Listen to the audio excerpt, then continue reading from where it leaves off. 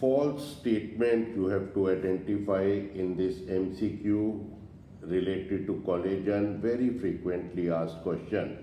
Is it a fibrillar protein? Yes or no? The answer you people know very well. It is a triple helical structure as outlined here, and helices, three helices, they extend longitudinally, unidirectionally, so it's definitely a fibrillar protein. We had detailed it in the previous video.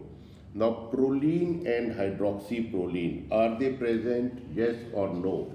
I think this is also correct, because as we have seen that the three chains are tightly interwound and there are sharp bends, and these sharp bends are introduced by proline because it has got an cyclic R group we had discussed in detail. Is hydroxyproline also present?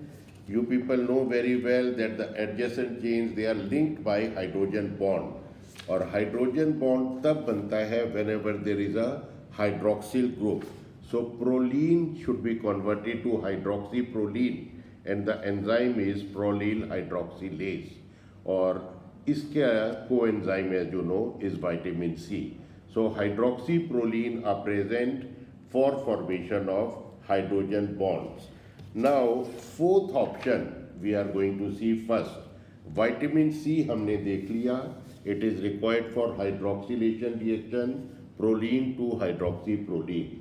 Copper is required for an enzyme called lysyl oxidase.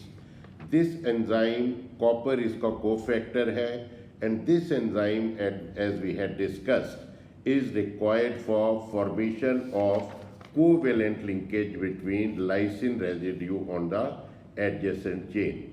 To थोड़ा detail अगर आप जानना चाहें, it converts this NH2 group to aldehyde group, lysine L-lysine में convert हो जाता है, and then फिर covalent linkage formation हो जाती है.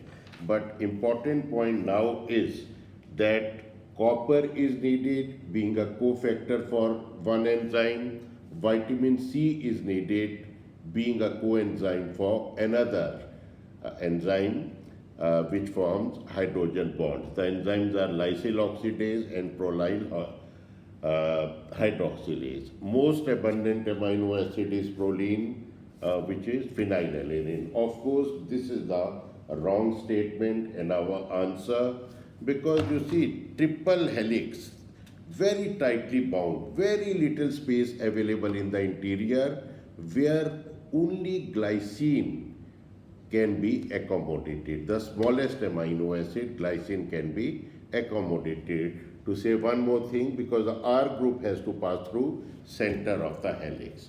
And so the correct answer is, the false statement is this third one. Thank you so much.